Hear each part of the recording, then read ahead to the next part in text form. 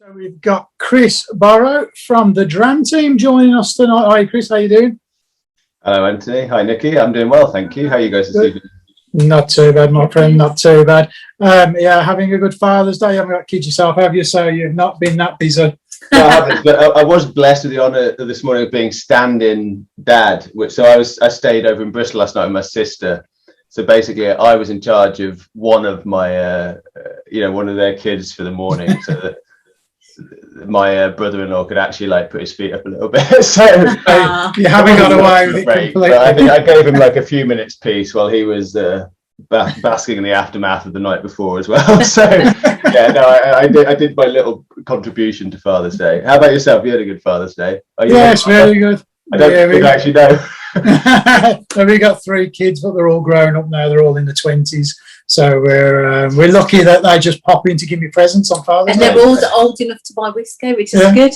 Which always makes got to the payback phase of fatherhood then. Yeah, this is not the glory days of fatherhood. No. But we're not here to talk about me, we're here to talk about you. So just give you the opportunity really just to tell people who you are, what you do, and why you're joining us tonight, really. Right, well, so my name is Chris, and the reason I'm here tonight, I suppose, is because I run a business called the Dram Team, which is a whiskey tasting by post business. So I started that, it's a shockingly long time ago now. I was trying to figure out mentally when your channel started, because I don't think it was that much later. But I started the business in sort of towards the end of, started working on it in the start of 2016 and launched it in the summer. And we actually sent our first box out sort of August, September. So it is getting on for sort of a full 5 years now, which seems absolutely mad. Right. And that's still what I do. I am now at the moment doing it full time. I haven't until sort of the last probably year or so.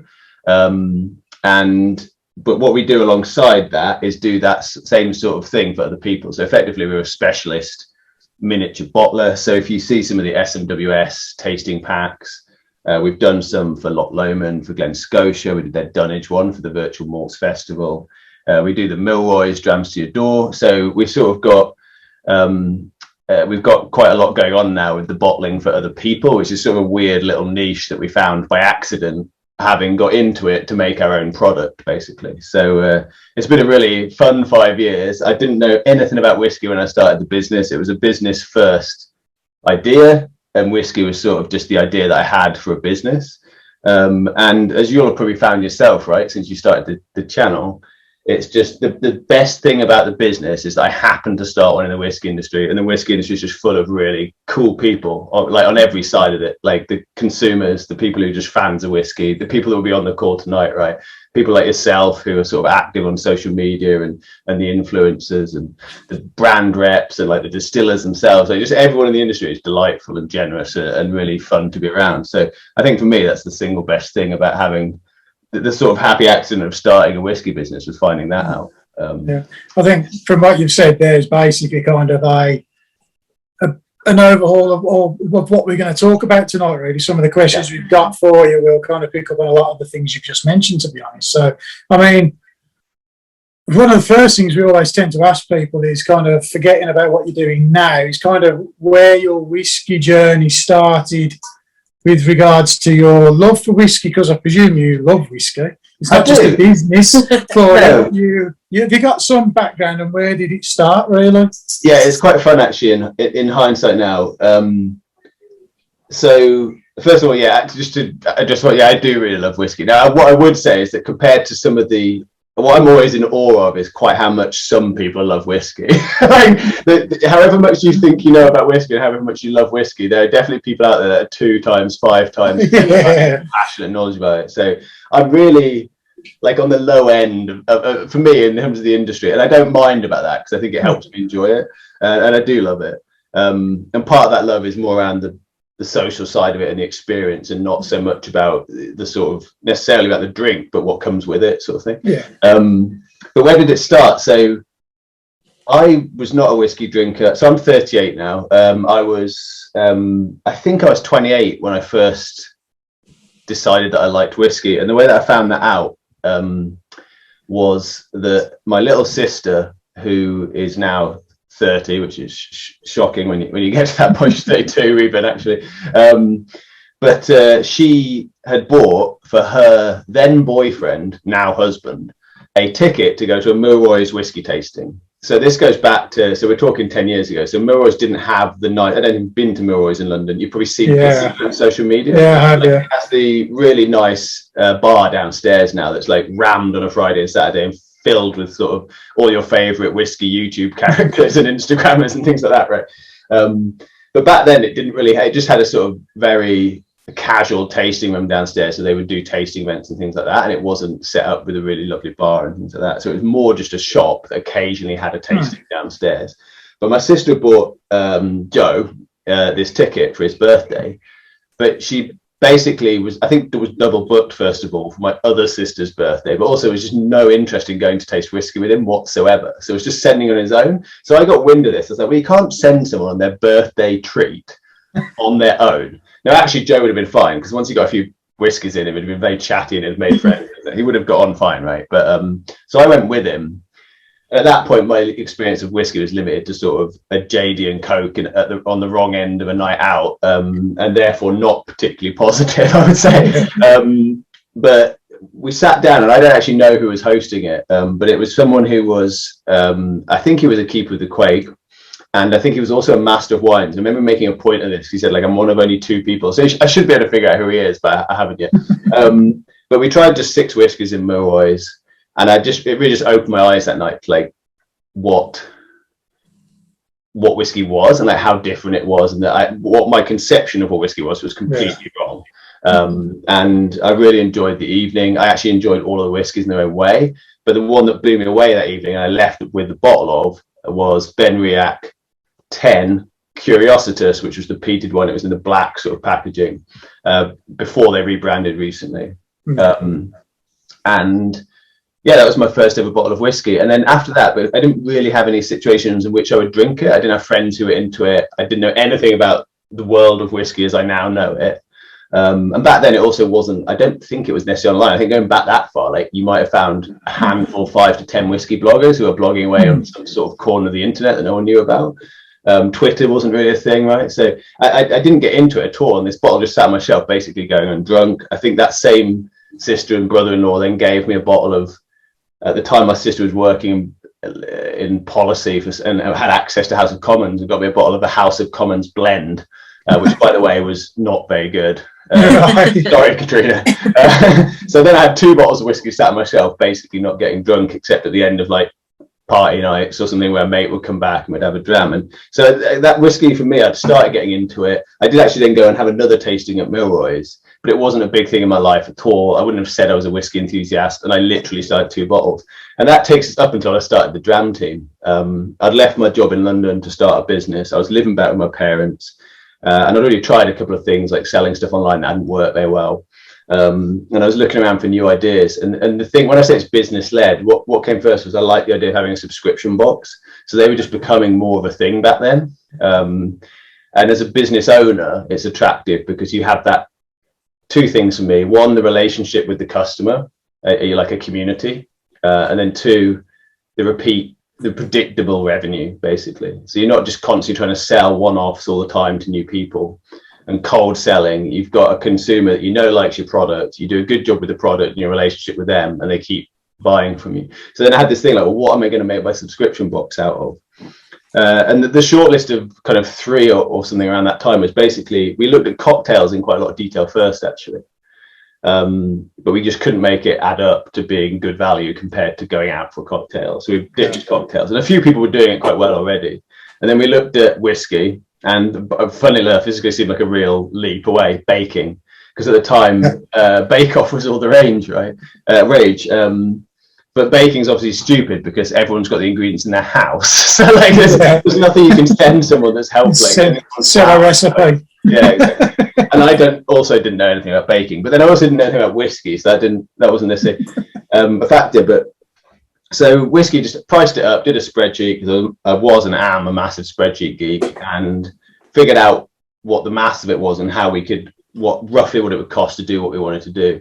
In the end, it then costed more by the time we got, through all the hoops that we had to jump through to get it out to market. But Yeah, so I have my oldest friend, one of my other brothers-in-law, a different guy, the guy who I was staying with last night, he was a whiskey fan. He was on the Reddit forums for whiskey, knew much more about whiskey than I did. And he helped me sort of mock up a few tastings. Mainly they were verticals. So sort of doing a 10, 15, 18 from one distillery. That's how we set the budget. I literally didn't revisit that budget until we launched, and I suddenly realised we'd not checked it. Did it still add up? But because we'd done the vertical, it meant that we actually had quite a good range on the whiskey pricing. So, so that's the sort of story from how I went to my first ever whiskey tasting. There was a long gap in between of maybe like at least 4 or 5 years, where I had 2 bottles that just didn't get drunk, and then I started the Dram team, and then ever since I've been like on my whiskey journey in parallel to the business journey. So, spending the money you're earning. Yeah, like 5 years later, here we are. So it's well, longer than that in total, because I started thinking about that probably a year before we launched. So in total, it's sort of more like 6 years. But it's crazy. It's gone quick as well. Yeah, it has. Yeah. So that's sort of the reason that I really like the story is that, like, first of all, there's a lot of personal characters in my life involved, like my youngest sister and her husband, who I'm good friends with, my best mate, and now my brother-in-law. Milroy's, who I now know the guys from Milroy's, and we actually do work for them. So it's just like all these neat little tie-ins. I think that for me is one of the other things I love about whiskey, is like the stories around whiskey and the people involved in and stuff like that. So yeah, so that's the sort of origin story of me drinking whiskey and the Dram team. Brilliant. I presume your collection is more than 2 bottles now. It is, but do you know what? It's got nothing on some people. Like, it really. So what I've had to do, I definitely went through what I would call an acquisition period, where I think everyone does this when they're new. They get super enthusiastic. They buy anything they vaguely like, and then like literally a few months later, they're like, "Oh, I'm massively outbuying my consumption, and accumulating bottles that aren't even like valuable." And then 2 months after you bought them, you don't realize they weren't even that special, and you were probably drunk or just overexcited when you bought it. So I definitely did that up front very quickly, because I was, for work, literally, we're putting out 6 whiskies every month, which is enough new whiskies to try every month, really, especially then going to bars and you're going to events and you're trying things like that anyway. So I sort of came up with a hard and fast rule that was basically like, I just wouldn't buy a whiskey unless it really blew me away, and I knew that I would look forward to coming back to it, or if there was some specific story or attachment that I had to it that would make it special in another way, if that makes sense. Yeah. So I don't buy whiskey except for work, barely at all, because I kind of have enough whiskey in my life. So like maybe, and then maybe for bottle splits and stuff like that. But yeah, I really don't spend much money on whiskey personally, which is sort of a weird thing. But in some ways, it's because I get to otherwise get exposed to a lot of whiskey one way or another. You're getting the experience, aren't you, anyway, without having to buy bottles, which I suppose is everybody's dream in a way. That's why we all bottle share and things, isn't it? Yeah. The thing is that also, like, ironically, it's not really important for me to know about whiskey.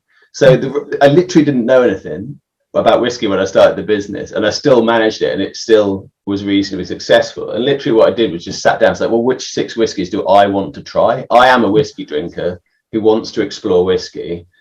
When I look into it and I read about these whiskies, which 6 would I like to try? And that is how we still pick lineups, is like, what 6 whiskies would I like to try? Or do I think are interesting? And we don't try them before we put them out. We just put, because it's too subjective for it to be based on one person's preference, right? So it is just about exploring and trying different whiskies. So as I say, like, really what that means is, like, I don't have to know anything about whiskey as long as I am a sort of comparable to my own customers. Me picking 6 whiskies that are interesting generally will work for other whiskey fans. So that's this.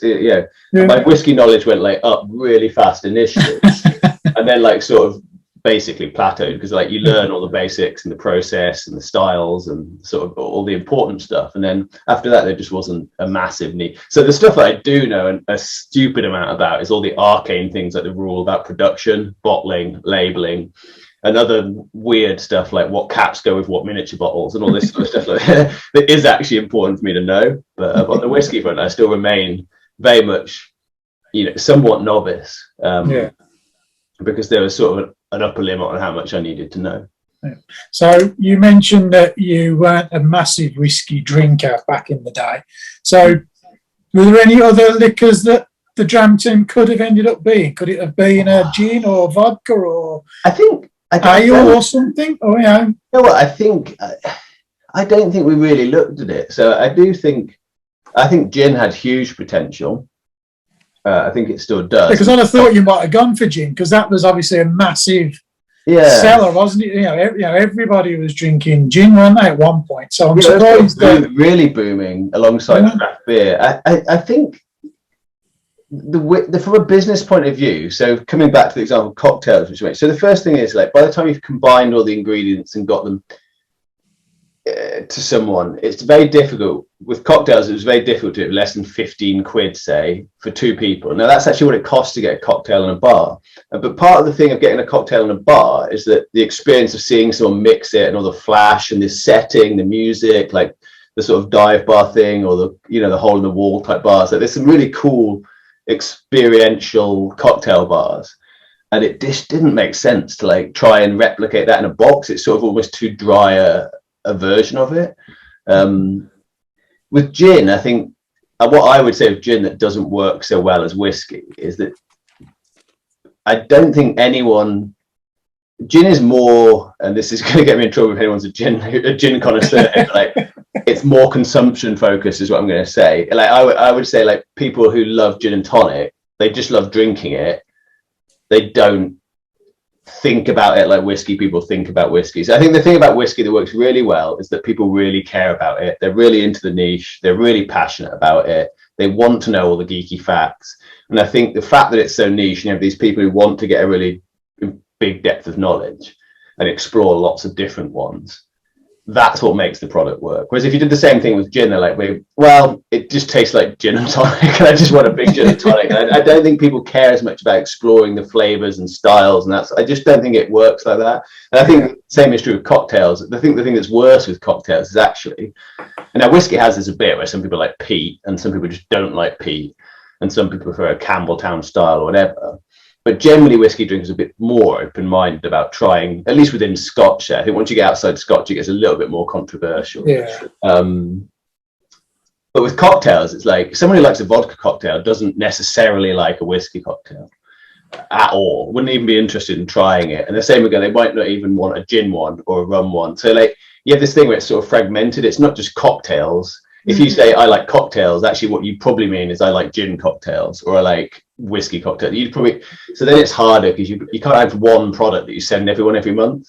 Yeah. Because you're going to really disappoint a lot of people every month. So you have to then have options, and then you've got 4 products and you've got 4 different customer bases, and you're having to come up with 4 different, it just gets more and more, got logistics behind the scenes, really complicated. So what's really worked well for us, and what still works really well, is that we still just send out 1 product every month.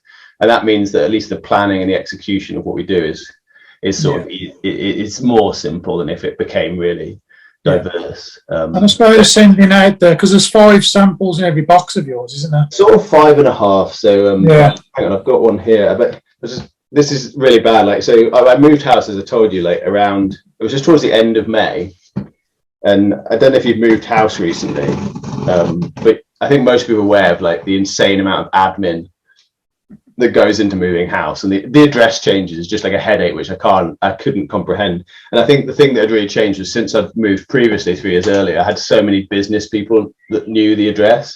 So I had probably a full couple of days. I was just updating people on address information, sorting out redirects and things like that. And then guess what turned up at my old house on the 1st of June? My Dram team box. So I was the only company that failed to update my own address records. But this is that now late delivered June box, which of May box. Yeah, no, June 1st box. So yeah, it's the 5 full single measures, and then we still do this sort of dream, the 6 gram. Which is like a basketball reference. I'm a basketball player recreationally, and in basketball they have this term for like the 6th man, who's like the super sub off the bench. And so that's where that came from, because the Dram team's the dream team, which is an iconic like 90s basketball team from the States, the US team. So yeah, and the point of that was like the reason that exists, actually, this tiny little guy, which is now, he's recently got up to 12.5 mil instead of 10 mil, because we ran out of, basically couldn't get hold of the right size bottles anymore. They stopped making them. So the idea behind that was we actually started out as 5. And then we found out we had to use a courier and we couldn't use Royal Mail. And so we basically added like £5 to our costs. We're like, well, we can't just put the price up by £5. So what we actually did was put the price up by like £6 and just added another whiskey to make it better cost per dram. And then we thought, well, it's going to be boring just to add a 6th whiskey. So let's do something different. And this aim of the 6 dram is to have that dream dram thing. So it's the sort of what you'd get at a festival, right? 10 mil pour. But it's always something premium or otherwise rare or special. Like, so this one, this is the Whiskey Works 20-year-old Speyside, which I think is probably about 100 and maybe 140, 50 a bottle. It might be more. I can't remember exactly what it is. But it'll be around that price point typically. Or it might be something like a Springbank 18 that's on allocation and just impossible to get hold of. So the idea is that you get to try it and you get to experience that. You probably wouldn't buy. Like, I've brought very, very few bottles above £100. I just don't think it's normally worth it. So yeah, the main product is the 5 that are normally around a theme. This one's Cask Magic, which is just about different maturation approaches with casks. And then the little guy on the end, which is the special one. So that's this, and the box and everything basically remains literally as we launched with. So that's it's not really changed much in the 5 years. It's just what is in it every month. Awesome. And how do you keep coming up with all the ideas for the themes? So first of all, we absolutely now recycle them. So we've now done enough over the years that we're like, right, we're just going to do Cask Magic again. Because the thing about it that's really nice is that it's actually not difficult to make your customers happy when you're sending them 6 whiskies every month. Like, as I say, if you just work on the principle, like, would I be interested to try these? Generally, other whiskey people would. So we just go for variety of brand, variety of styles within certain limits. And then the themes, like sometimes we come up with new ones, depending on what's available in the market. Sometimes there's all sorts of factors that build into the theme and whiskey selection, like who we have permission to work with in terms of whiskey companies. Have we just acquired a relationship with a whiskey brand? Like, have we put the work in to introduce ourselves and get permission to use their liquid and buy it from them? Which means we then want to feature them because they're new. So it's all sorts of different factors lead towards the different creations of the theme. And then we're also juggling the budget to make sure we're putting the right standard of liquid in without overspending on our end. And then there's other constraints. Like, at the moment, we've been trying to do less with Scotch because since COVID, we've been paying through the nose for bottling rates because we had to move sites at the start of COVID. Our normal bottlers shut down and we weren't able to go back to them. So we've been trying to do less Scotch because we can bottle it not at the Scotch bottlers and elsewhere, which is cheaper. So like literally the cost was almost 3 times per bottle. So that just completely destroyed our business briefly. So we were doing more work with brands to get sponsorship for the liquid and get contributions and things like that, which is a lot more effort. But we just couldn't, there was no other way around it unless we just started buying much cheaper whiskey, which was never really acceptable. So there's all sorts of complicated factors that weigh into the box, but mainly in terms of coming up with new ones, it's just stuff we're interested in. It might be something seasonal, like we do a sherry cask edition at Christmas because it just ties in nicely with Christmas. Yeah. And then recently we've done things tied to times of the year before. We did an English distilleries one recently, and that was just because, frankly, we got to the point where there were enough English distilleries that had really compelling whiskey to do something with that. So there's no massive like rule book or rhyme or reason. It's just sort of, right, what have we got available this month? Who have we featured recently? Who should we feature now? Have we got anyone new? Are there really compelling whiskies that have just come out? That sort of thing. Has the landscape changed over the 5 years, Chris, that you've noticed with other clubs coming along? Do you feel the pressure from that, or do you kind of just keep your head kind of down and just push forward with what you're doing yourself?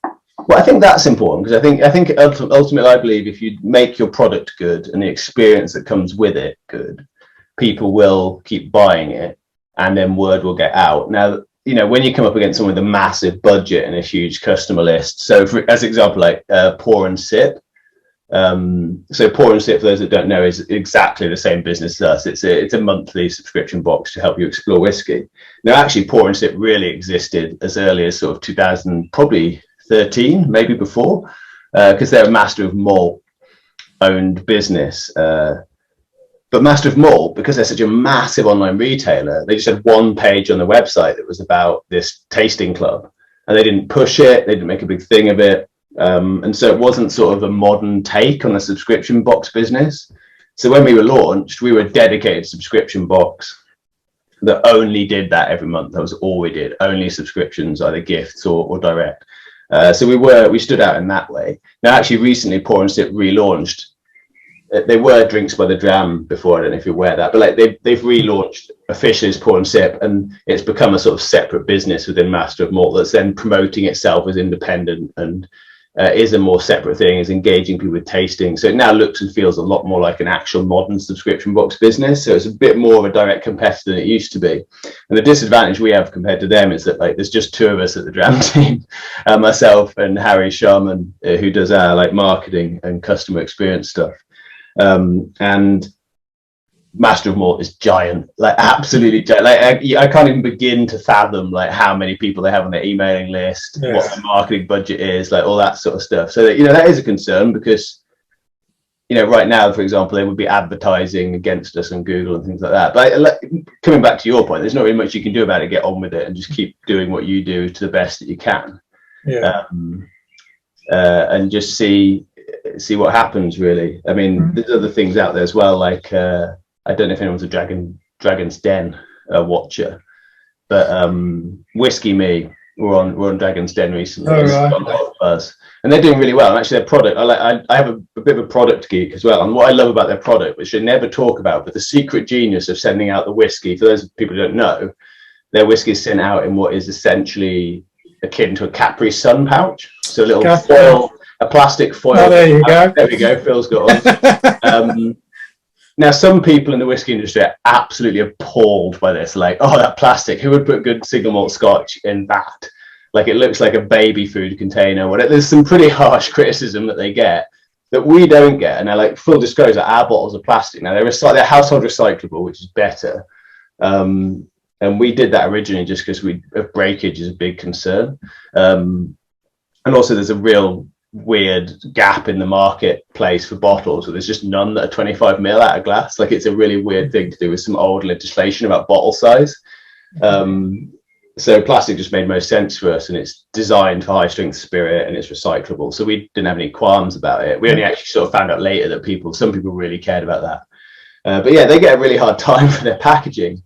But the secret genius of that packaging is it fits in the post box Royal Mail large letter, which means instead of we spend £5 50-ish to post our whiskies, they're spending 90p. So that is the secret genius of their product that they never talked about. Like, was how do you, and I always was trying early on to try and get our product for £20, but the postage just blew it out of the water because we hoped we could get it 2.5 centimeters thick is the thing, but the Royal Mail won't let you send more than 2 containers of alcohol. I'm sure we've all fallen foul of this, trying to post, you know, bottle splits to people and things like that. But so we had to use a courier. But that is, I like that they never ever talk about that. They didn't even talk about it on Dragon's Den. But the genius of the product is that their cost base is so low because the postage is so low. And with sending spirits, that's one of the worst things.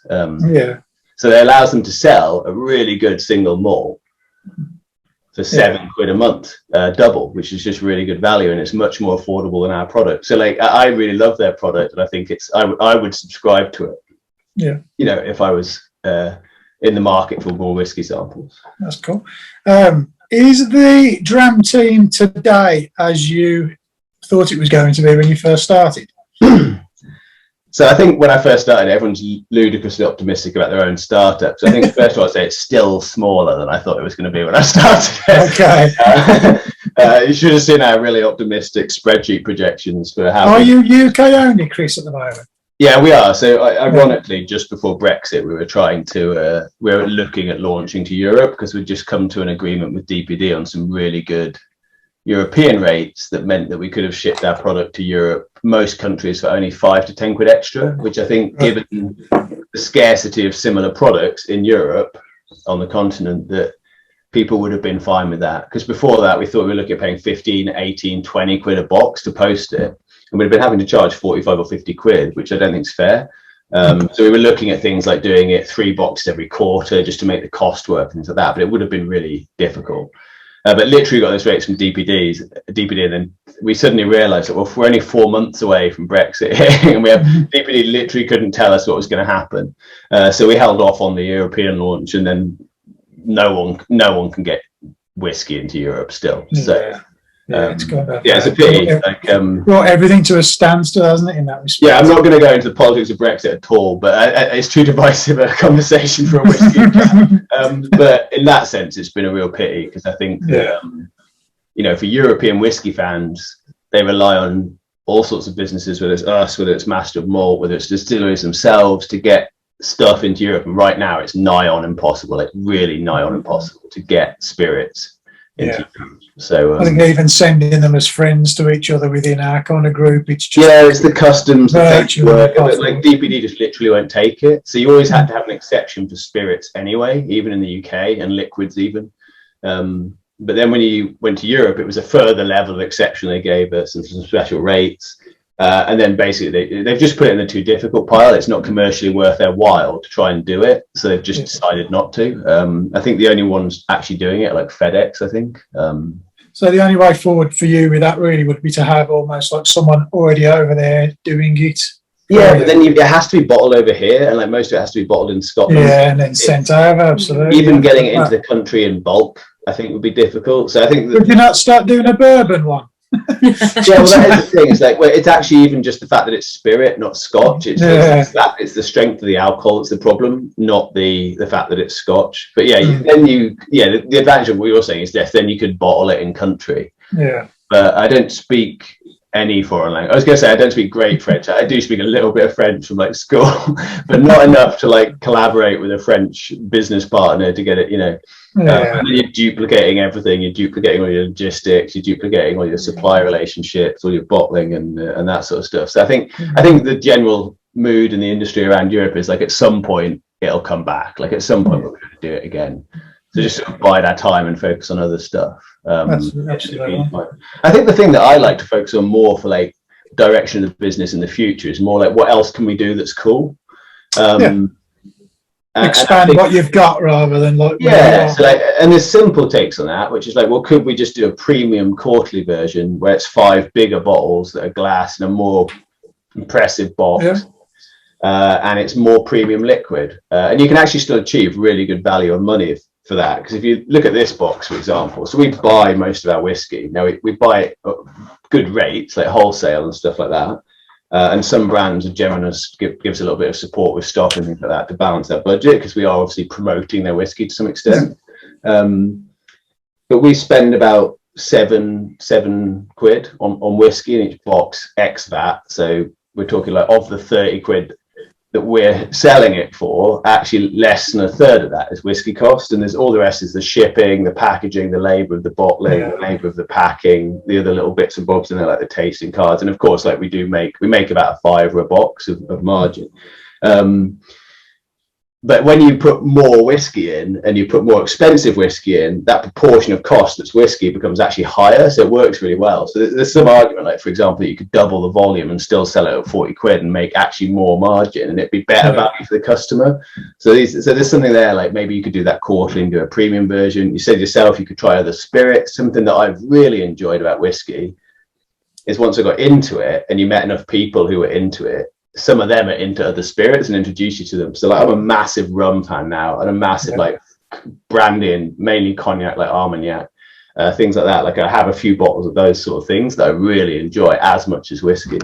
So that's something else you could try. I think rum is probably more niche, like high-end rum is probably more niche than whiskey, but I think it's growing. But you'll find the people will find you as well. Yeah.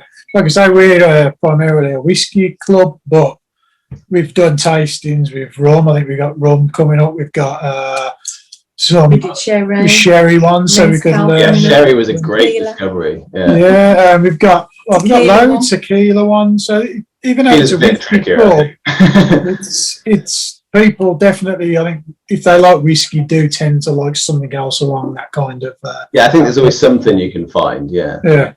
It's nice. I think.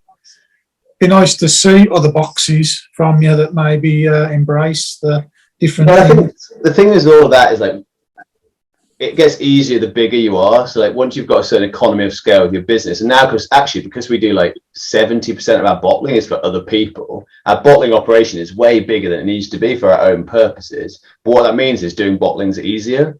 So if we want to do an extra bottling of something, it's not a difficult project to arrange. We have reasonably dedicated production capacity. Like there's normally on any given day, miniatures are being bottled on behalf of the Dram team to some extent, or certainly most weeks, with a little bit of downtime.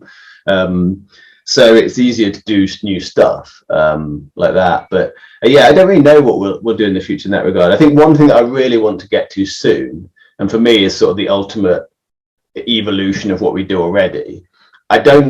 I like that we're not custom, because from a business point of view, sending the same box to everyone every month is easy. And I think it's that whole surprise thing. Like if it was me, I would be happy to receive 6 just different varied drams each month. I think it's a model that works. But what we'd like to do, probably more for our gifting audience, because we sell a lot, probably 2/3 of what we sell actually we think are gifts. Like some of it's the actual 3-month prepaid and 6-month prepaid gift subscriptions. And then actually we see that a lot of people who are subscribed and pay monthly or pay quarterly or whatever on a recurring basis are actually receiving it as a gift from someone. Right. So they've gone through the other part of our website that's meant for people who are buying it themselves and just bought it for someone else, which is, partly our website design being flawed. But the website's still probably the next on our to-do list of improving things, is to make that a little bit more glamorous. But what that means, like, I think for the gifting, I think often what I think happens to the gifter, maybe people in the chat here and yourselves can relate to this. It's like when you first start drinking, a lot of people's first kind of impression of what a fancy whiskey is might even be just something like Johnny Walker Black, right? Now it's easy to laugh at that, but actually that's first of all a really drinkable whiskey, which I quite enjoy. But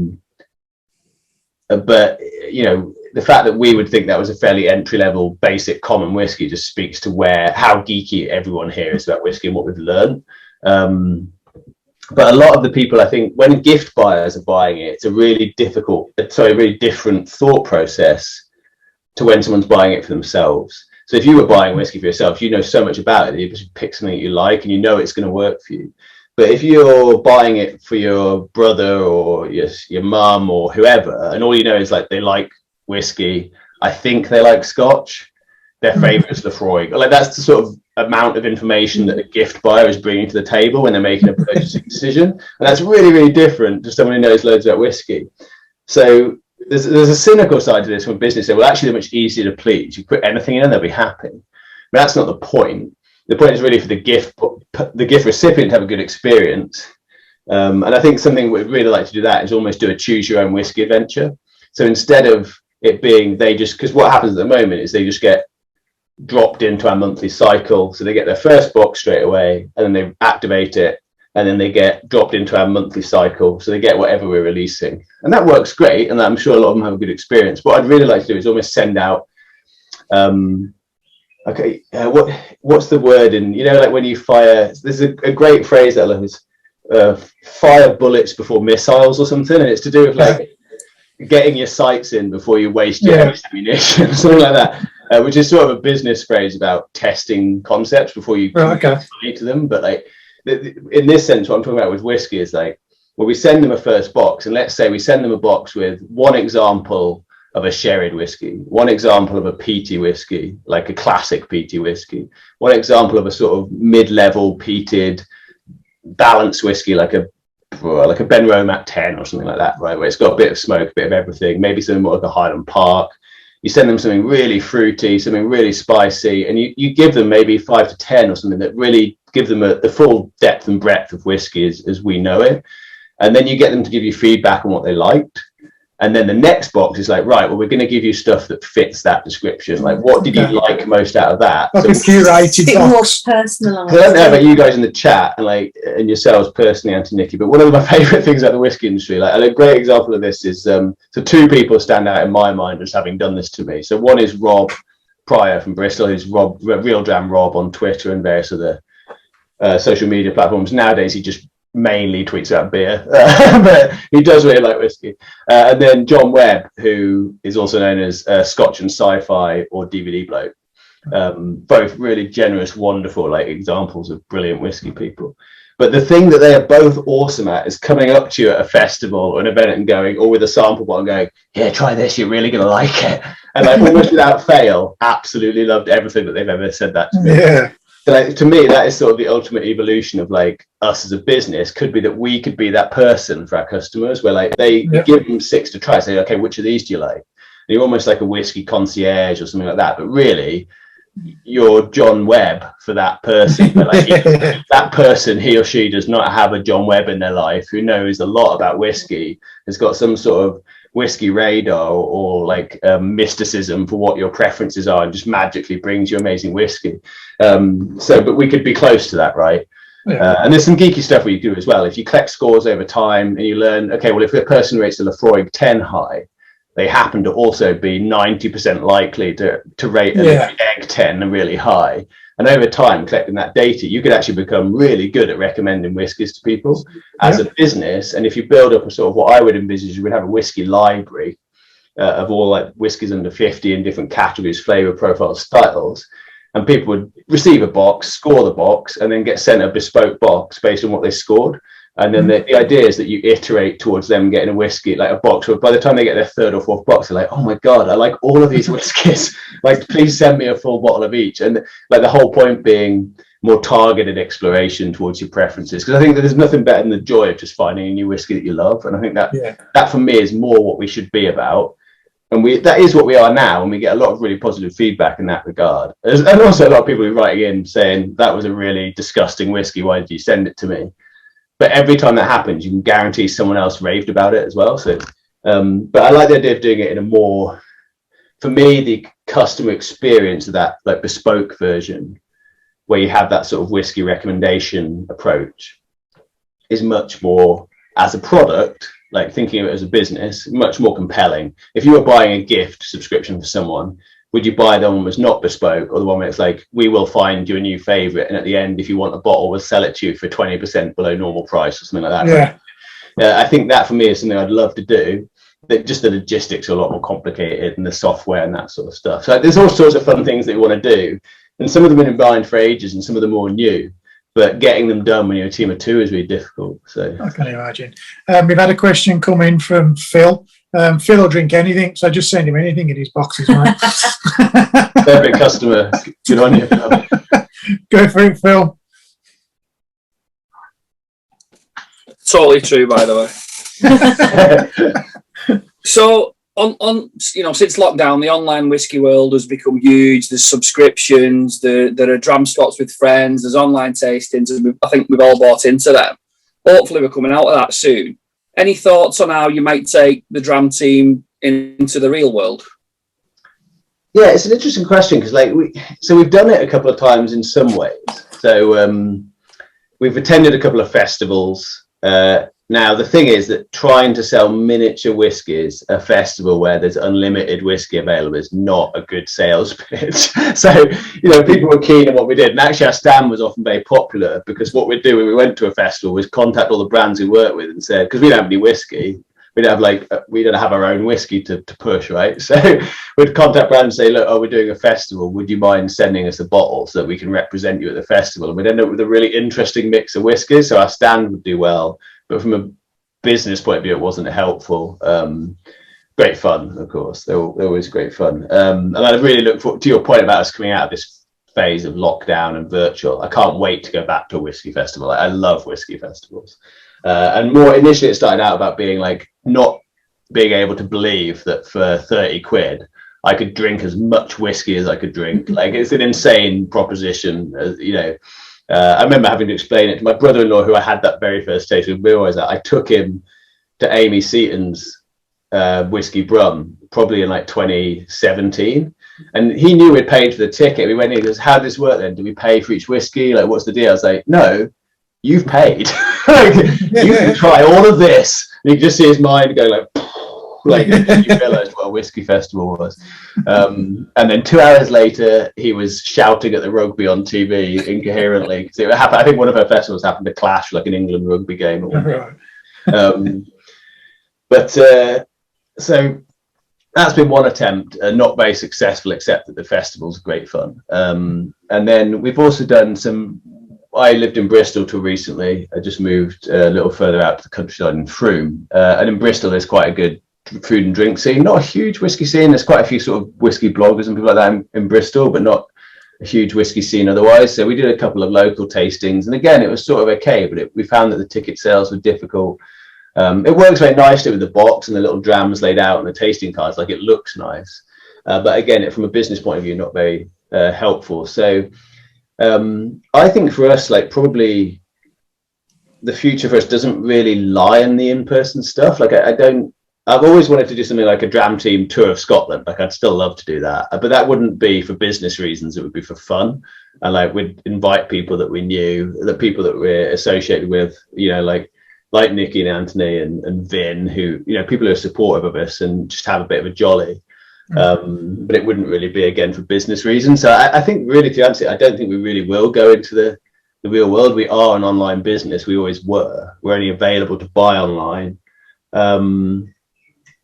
And I think there were virtual tastings before. I think there'll be more after we're through this phase, because I think what people have realized is the power of it, particularly the brands. I think people in your position, Anthony and Nikki, already knew. Like, Vin already knew, Aquavite, Roy already knew. Like, people already knew that online was good for whiskey. I don't think brands realized, and then COVID like forced them to do it, and they were like, wait, this person in Poland and this person in Italy and this person in Spain can take part in our Dunwich warehouse tasting because we bothered to make a tasting set, you know. And they were like, oh right, these people definitely wouldn't have come to Campbelltown, but now they're involved, and now they're a fan of the brand. And like, that isn't going to go away, because I think people have realized that it just breaks barriers down. We had some awesome success at the start of COVID working with a couple of people. Felipe Schreberg, I don't know if any of you live in London, but he ran a thing called Rhythm and Booze, which was basically like rhythm and blues nights, but with a whiskey tasting to accompany it, which I would have loved to go through, but didn't know about until lockdown started. And so he phoned me on the first week. I was like, look, I have no business anymore. I'm going to be the first person to launch a virtual whiskey tasting experience. Can you sell me some whiskey packs so I can do it? And we just happened to have gone through a period of bottling all our spare whiskey. So we had something like 1,000 spare whiskey boxes waiting to sell. And so we supplied them to him at cost, because for us, it was just a really good way to get the sunk cost back, reclaim the cash, because you've got, 1,000 boxes sitting there. That's just money in liquid assets, not in a good way. He was then able to get them at a good rate and sell tickets, and he did really well. And the other chap who did the same thing was a guy called Camilo Gomez, who ran a business doing whiskey tours of Edinburgh and Glasgow called Once Upon a Whiskey. Really cool little idea. He'd take you on a tour of the historic areas of the cities, talk to you about the whiskey history of the area, and you'd pop into a few bars and have a scotch in there and that sort of thing, and he'd talk to you about the scotch and the story behind it, like a real weaver of stories. So he did the same thing and was buying packs, and now these days they actually have their own packs that we've put together for them, and they pick the whiskies and that sort of thing.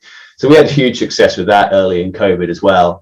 And I think the other thing that the brands cottoned on, but I think consumers cottoned on, that what they had was a lot of people who were families or mates or old school friends joining, because everyone's doing this Zoom thing now. Why don't we get together for John's 40th and 10 of us will join this whiskey tasting? And like, those 10 people literally would have not been able to get together otherwise. But what they realized is it's actually easy to get together. And it's, everyone went through that really rapid phase of like, Zoom's great, to be like, after 2 or 3 Zooms, like, Zoom's rubbish. Everyone just stares awkwardly at the screen and takes it in turns to talk. And whiskey really makes it a lot easier, I think. Certainly my whiskey tasting experience of Zoom has been better than all the other Zoom sort of hangouts. That or a quiz, and those are your 2 solutions. So I think that's really going to persist. So I don't see us doing more stuff offline. And I think we'll continue to support the online stuff. We're not actually very active doing online tastings. I love doing stuff like this. We've done quite a few with Vin PF on his No Nonsense Whiskey channel. We could be more proactive with them, but a lot of our customers aren't that active online. So we probably get as few as 5 or 10 people out of like several hundred that are customers. Yeah, so it's not really worth it. But I think I'd prefer to do more like direct engagement with people in some way, but I think we'll stick to online. That was a really long answer to a very concise question. And like, once I get talking about this sort of stuff, I do find it really fascinating. And I think it's fascinating for me to see what happens and unfolds when we go forwards from here with the whiskey. Because I think everyone's dead. Like, it's almost like everyone's just dead keen to get back to, like, this is great, this is really good, and I enjoy this stuff, and I think we've all had some great experiences in the past year and a half of this type. Probably better where you've all got whiskey to drink, so and you're not just listening to me talk about it. But I can't wait to go back to my first proper even I was at my local, well, what was my local till I moved, bottle split club last night, whiskey. We call it Bristol Whiskey Appreciation Society, but really it's just 12 mates getting together and splitting some bottles and having some food that otherwise our partners wouldn't normally let us eat, and that sort of thing. So it's kind of like a low-key supper club where we basically have a good time and drink some whiskey. So those have been great, but last night we were in Rob's garden under a sort of tent gazebo in the absolutely pissing rain. So like it's not quite the same as being at a whiskey bar or an inside tasting or a festival. So I think everyone's a bit, and it's not just like, it's not just seeing your 6 people inside or your 12 people outside or wherever it is. It's being able to go to that festival and the buzz. Yeah. Everyone's desperate for that sort of event. Oh, definitely. I think I've said in the past, I'm sick and tired of the word virtual. I just want some physical, if that sounds right. That sounds terrible. Face to face, like the face to face is what they do. That's the anti-virtual, isn't it? But I think what I want to see from the Dram team is almost like a Dram team Scotland tour box series, where you take us all around Scotland in different boxes and back again. So something actually that Phil's question made me think of was like, well, actually, like, what in the real world? So I don't, e-commerce is we still send someone physical product. It'd be pretty disappointing if we didn't. But one thing we've looked at is retail products. So and other products like calendars. So like with retail products, we had to do a full product concept developed with artwork and everything, which was a whiskey tour of Scotland. It was actually like an advent calendar. But it's a really lovely map, almost like, the start of Game of Thrones with the map. Yeah. So we had a kind of really cool map drawn up with the distilleries on it and names and that thing. And the idea is like on the front, you'd have this really lovely bit of artwork with the distilleries named and numbered. And on the back, you turn it around, it looks more like an advent calendar. But the numbers are just linked to the distilleries. So you'd be doing a whiskey tour of Scotland in a box, and it would be like 25 drams or something like that.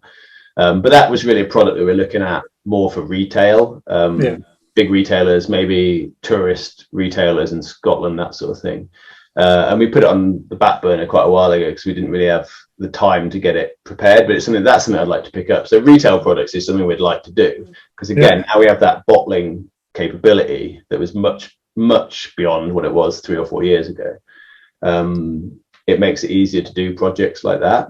But what I'd really like to do, and what your point there, Anthony, reminded me of, is that I'd love to do a really short run of calendars where it's like we go to Scotland and we do like a video blog and we buy a distillery bottling at each distillery and then we go and make that into a calendar, and that's to me so much more interesting than a normal calendar. And the whiskey would be really different. The concept of the calendar was quite cool. I'm looking around to see if I've got it in here, but I don't think I do, but we had one made up that was like cloth.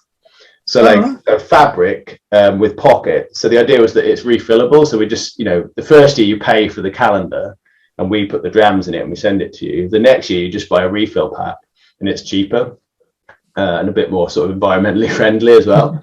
So that's still something I'd like to do. And again, like we're closer to being able to do that sort of thing soon, because our production is nearly at the point where we're good enough at doing bottling flexibly to do like, right, well, we just want to do this one quick job for the calendar and then we can move back to like normal production. But it's just, again, it's like a resource. A lot of these things that are really fun, it's just like a resource limit where, there's just 2 of us and it's like utterly mad, like the pace we work at. So it's some of those projects are sort of like in the future still constantly sort of being pushed down the line, which is a pity.